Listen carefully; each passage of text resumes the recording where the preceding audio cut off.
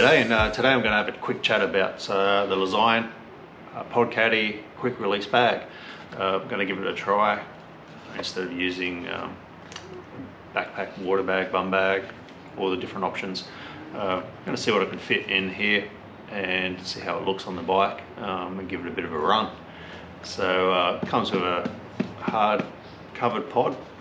It's got a quick release, so you just press that down, it slides straight out.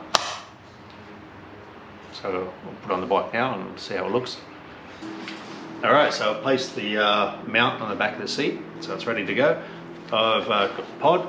Opening the pod, you'll see that there's some netting just to hold everything in once you open it up. Today I'm going to put 2 CO2 canisters inside. I've got a tubeless puncher kit.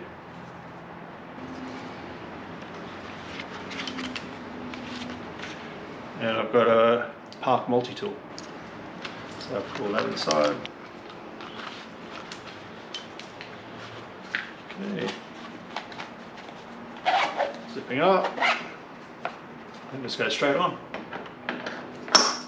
Easy as that.